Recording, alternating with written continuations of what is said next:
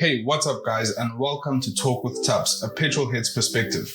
As you all know, I'm your host, Thapelo, aka Thapz, and I'm the guy who's going to talk you through this whole podcast. As you know, this is a weekly podcast I try and do, where I talk about everything ranging from motorsport news to what's happening in my favorite motorsport racing, Formula One, but also touch base with what's happening on social media, what car manufacturers have to say, and what you guys, the listeners, and the people who are passionate petrol heads have to say about what's happening in the world of motoring.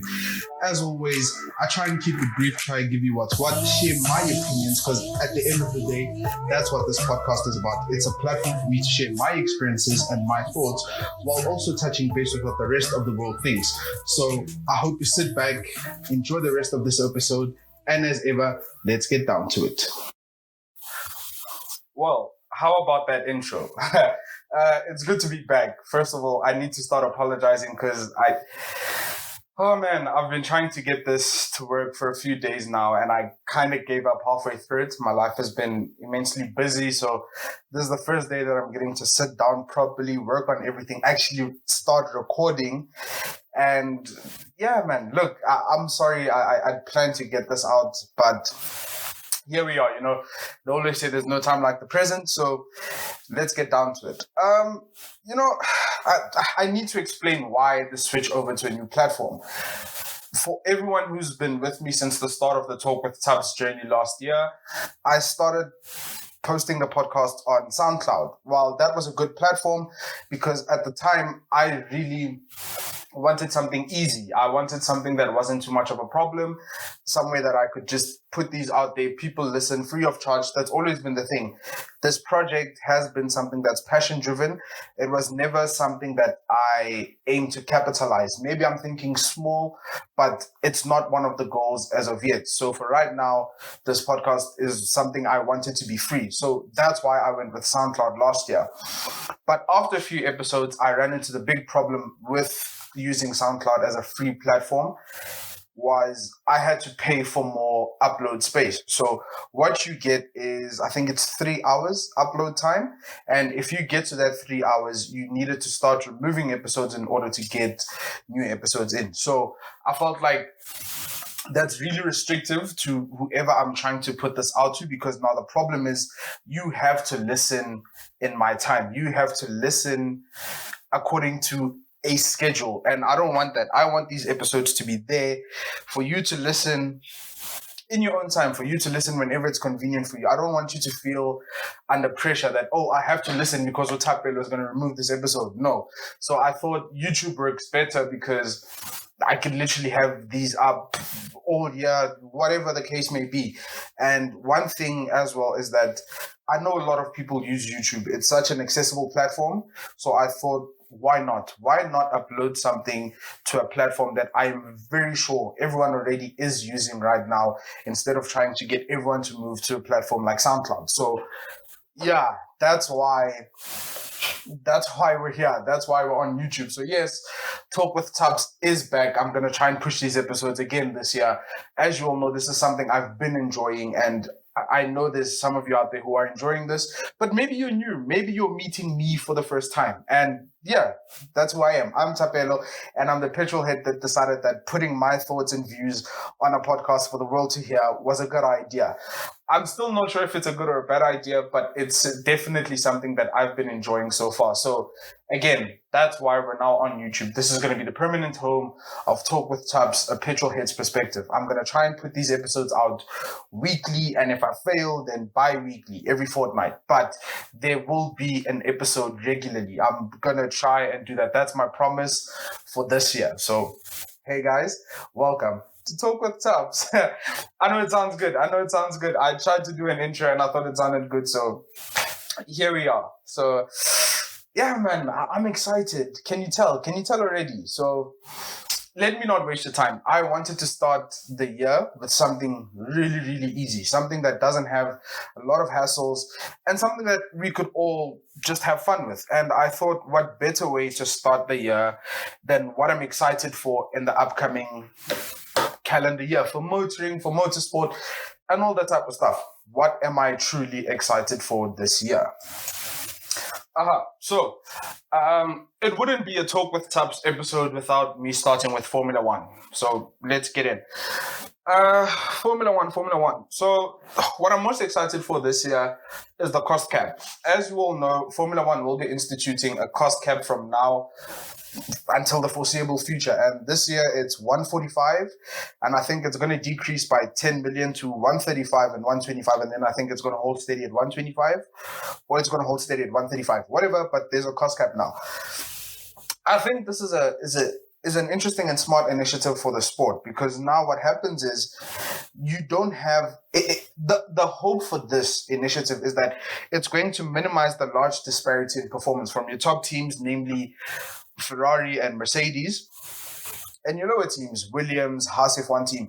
So if you can get those guys to work well on a budget, that's going to bring performance closer. Again, this is what we want for the sport. We want a sport that's competitive.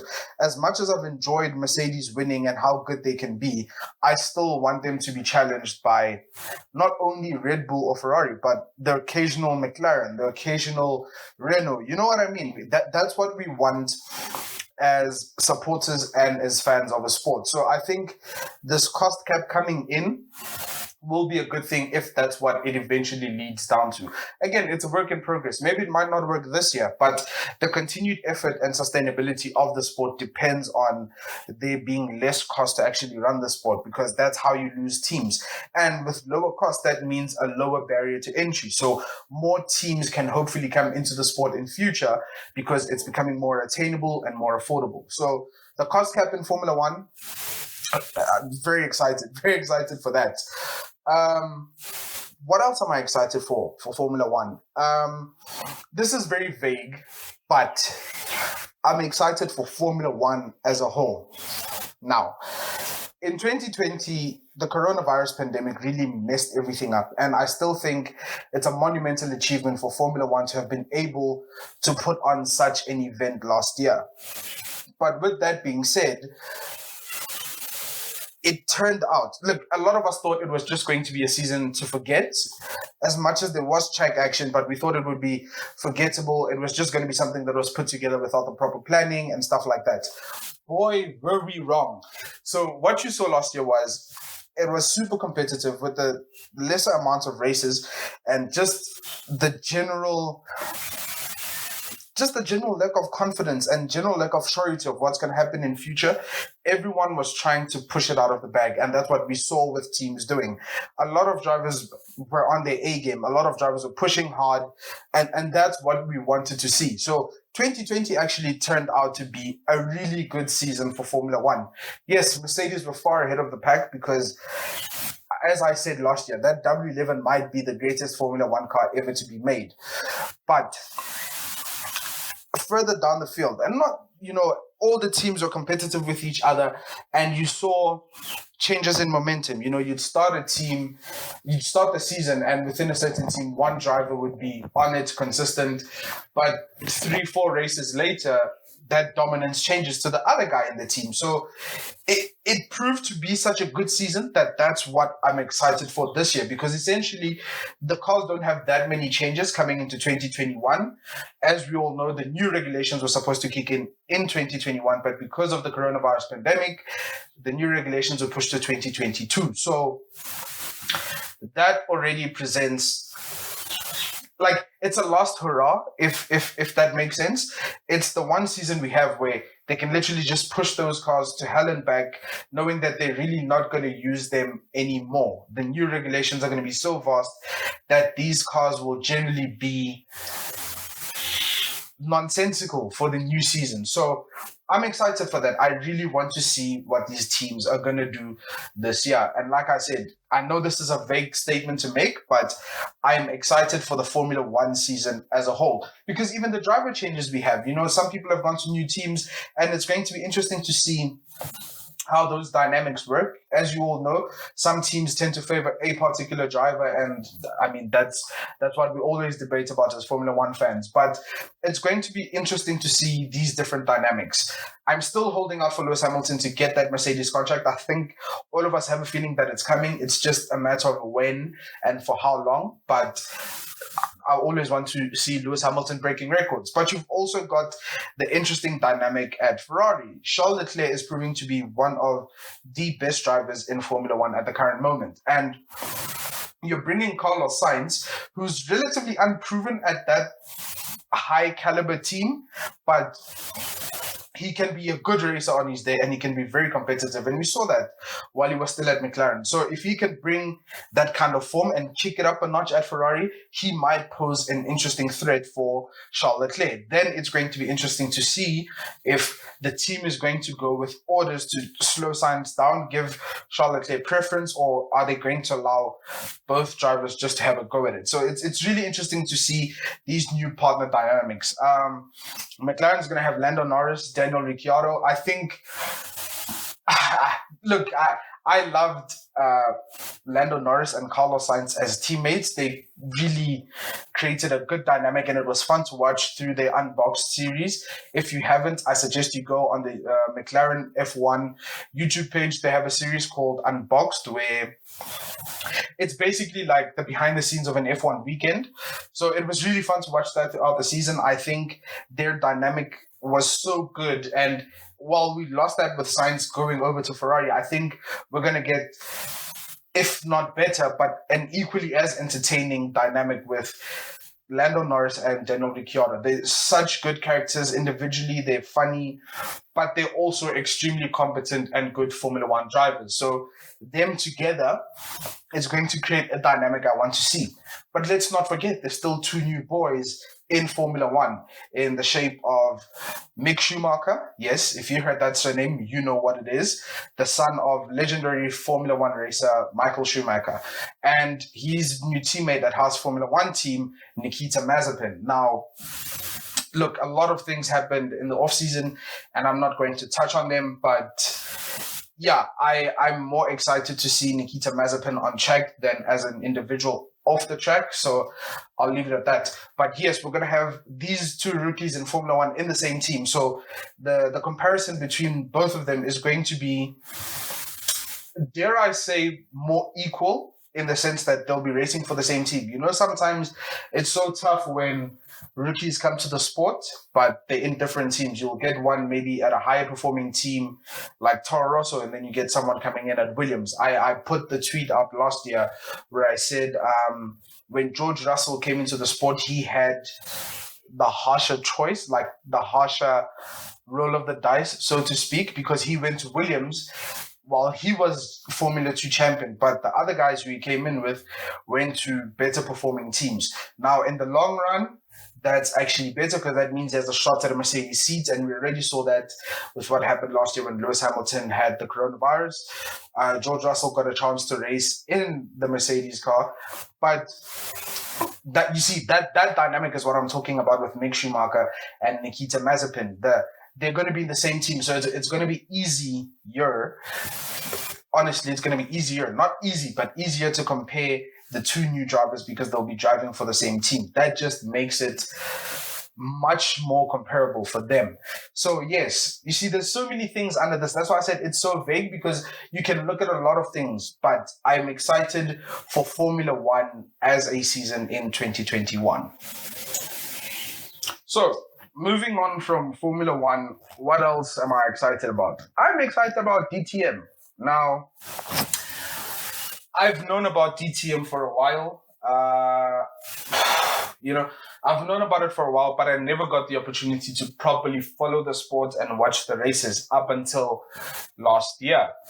So during lockdown, as was the case with everyone, I was stuck at home.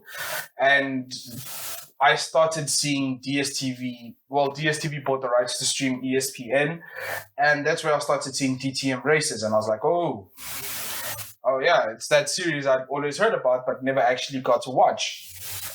So I watched them, and then, I got hooked. I don't think it's the most exciting racing series, but it's competitive, and why not? Like I always say, we're fans of motorsport. If it has an engine and four wheels, we're there. So I was there. But regulations changed. I know. It sounds so bad to catch a sport just in a trough and then everything changes and now you don't know where you stand with the sport. So yeah, they're moving away from that touring car concept to a more GT3 based car regulation situation. I'm not too sure what the entire regulations are. I've been too lazy to read about it. I'll try and read about it. So I'm just in the know for the season to come.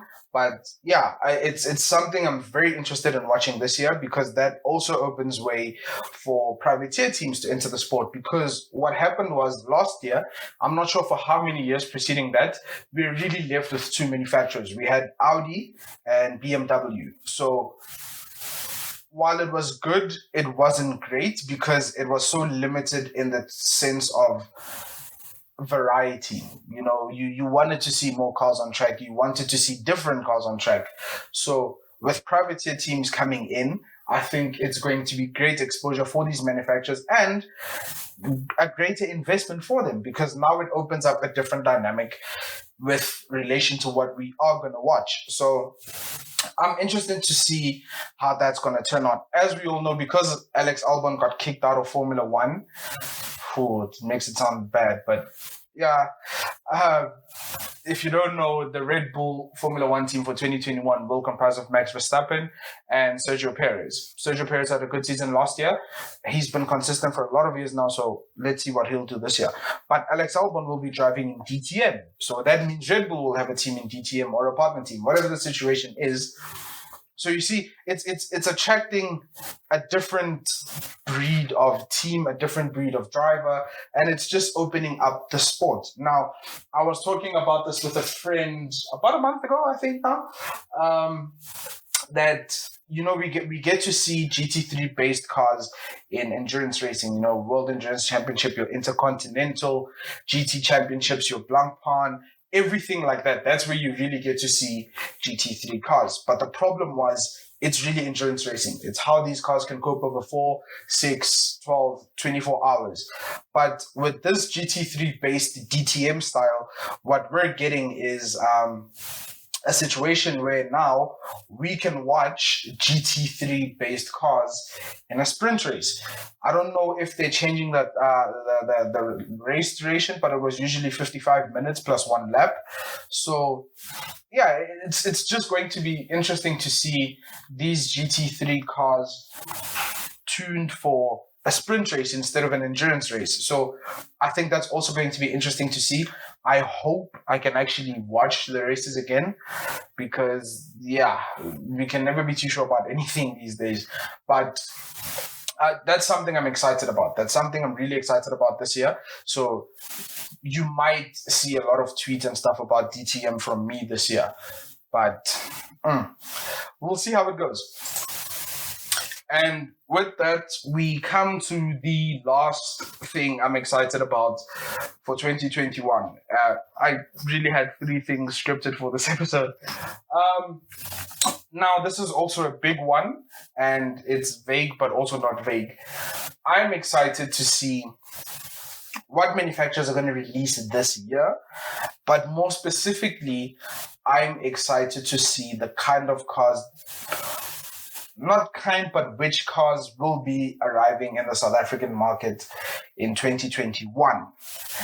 Now, let's start off with the big one. I'm really, really excited. And the rumors are this is going to be in February. Oh, wait, it's already February.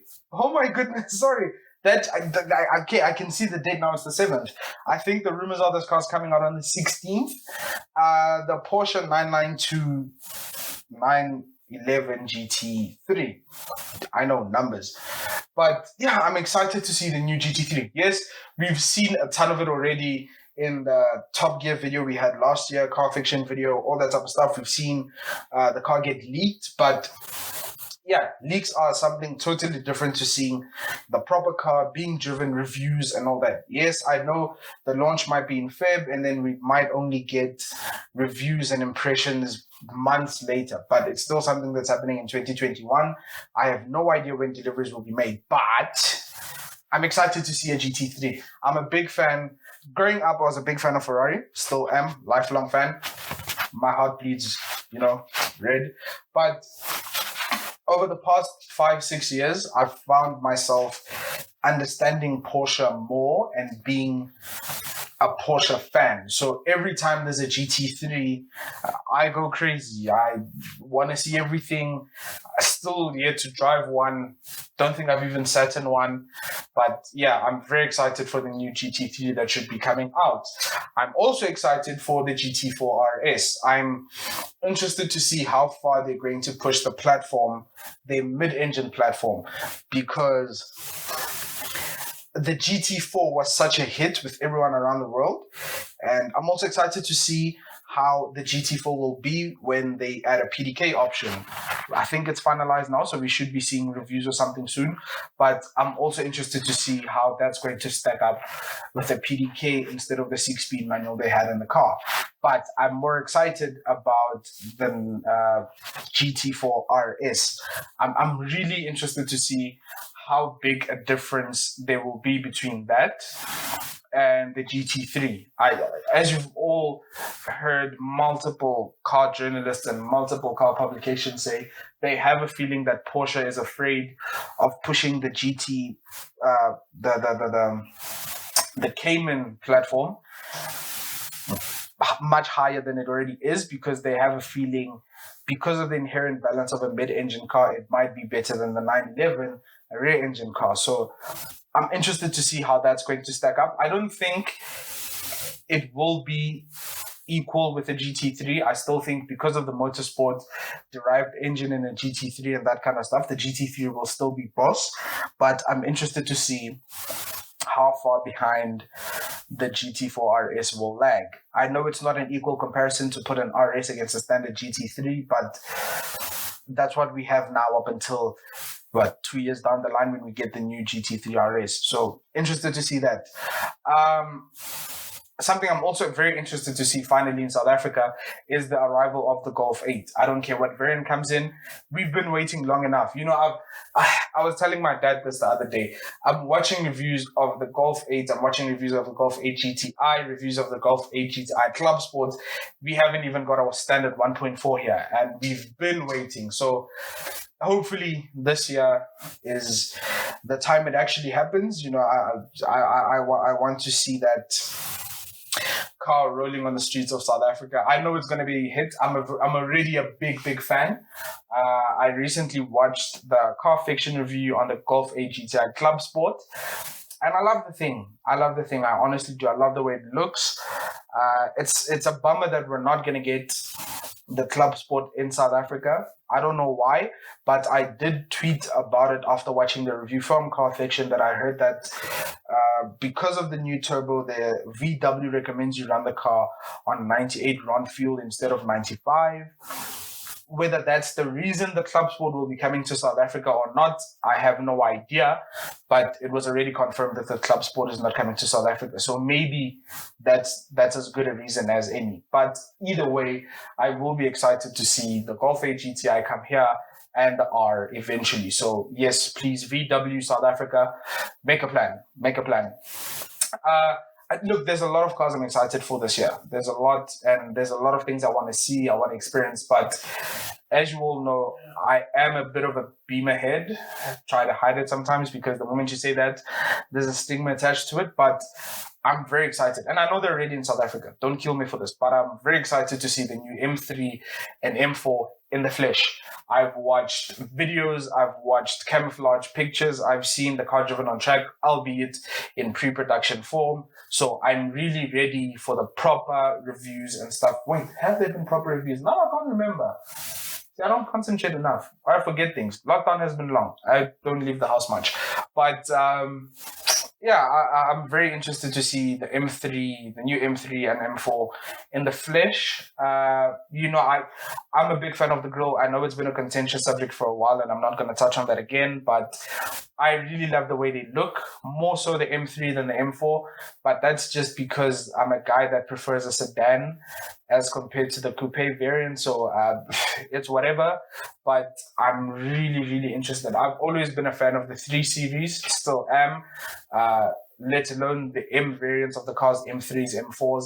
I've always sided with the M3 more, again, but only had one generation of the M4. Let me say, I've always sided with the sedan variant more. So yeah, man, it's an interesting one. So I really cannot wait to see those cars touch down, and yeah, we'll see what it is. But overall, I'm so glad you guys are listening to this podcast again. I'm glad that I finally got the energy and the time to record an episode, because I think 2021 is just going to be I don't want to jinx it, but it's going to be better. I don't know how. I'm not going to touch on the political side and the science side of this, but I just feel like it will be a better year for everyone. I really hope you guys have been keeping safe throughout 2020. I really hope you guys are starting 2021 on a good foundation. I hope what you guys have planned for this year materializes. This is one of my plans for this year, to get back into podcasting properly. I've got new software to edit these things and so do that in there for people that appreciate the and. But yeah, man, look, I'm glad everyone is here. I hope you guys are okay. I hope we'll still be here next week. I know nothing is guaranteed, but let's have fun this year. Let's have a great time. Let's enjoy the experiences that we have. But overall, Talk with Thapz is back. See you guys next week.